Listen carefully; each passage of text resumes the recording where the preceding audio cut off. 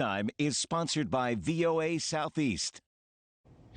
Faith Time is our weekly conversation on matters of faith. And joining us this morning is Pastor Sam Sinclair with Cloverleaf Baptist Church in Mobile. Now, we recorded this interview last week.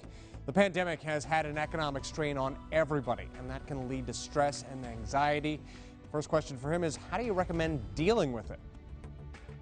When we think about anxiety, stress, it's natural for us to be consumed with worry, and some of that is natural and perhaps even appropriate. But I think we all recognize there's a real problem when that worry gets out of control. Biblically, Jesus gives some really practical instruction in Matthew chapter 6, thinking about verses 25, 26 towards the end of the chapter. And he asks a question. He says, does worry add a single hour to your life? And the answer is, of course, no. So instead, Jesus calls us to trust the generosity of our loving Heavenly Father. He points us to different examples in nature, like the birds and the lilies of the field. And he says, hey, look, God provides for them. And you're much more valuable than they are, and God will take care of you. So ultimately, anxiety and worry is going to stem from believing that everything's up to me to handle. And that's a lot of pressure, a lot of weight. So instead, what we need to do is trust God and recognize that He is sovereign. That is, that He has complete control over everything, not us. And that takes a lot of pressure off of us. How do people work on finding their own peace? Peace with God is ultimately not something that we work on or achieve through our own effort. It's a gift that we receive by faith. In Romans chapter 5, verse 1, the Apostle Paul says, therefore, being justified by faith, we have peace with God. You see, naturally, we have a state of hostility before God. We're not right with Him. We're, in fact, His enemies. But through the finished work of Jesus, we then can have peace with God. And that, of course, is our most fundamental relationship. If that relationship with God is not right, we're not going to have peace anywhere else down the line.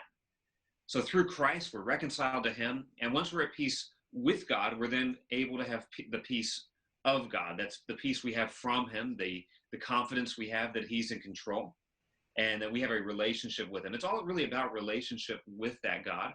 And as we enjoy that relationship, we can walk through life's ups and downs with confidence and with peace that He's in control, that He's working all things together for our good and His glory.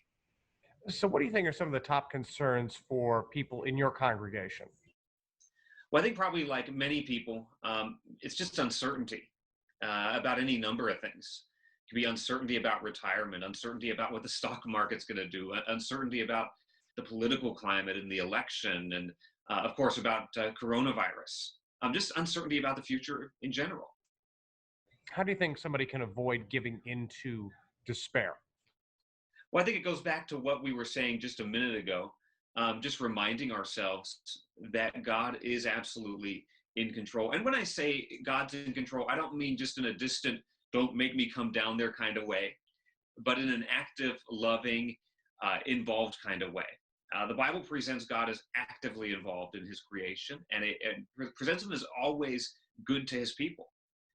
So that means, Chad, that even if I were to lose my job, even if I were to lose my house, even if I were to lose my health, as a Christian, as a child of God, nothing eternal has changed, nothing timeless, nothing that has been guaranteed to me through the cross of Christ. Now, on a practical level, I think it's easy to give into despair when we're just surrounded by the noise and bombarded with the negativity around us. So quite frankly, sometimes turning off the TV and opening the Bible is a great place to start. Don't do that until after we're done with the segment. But then getting involved in a good Bible-believing church.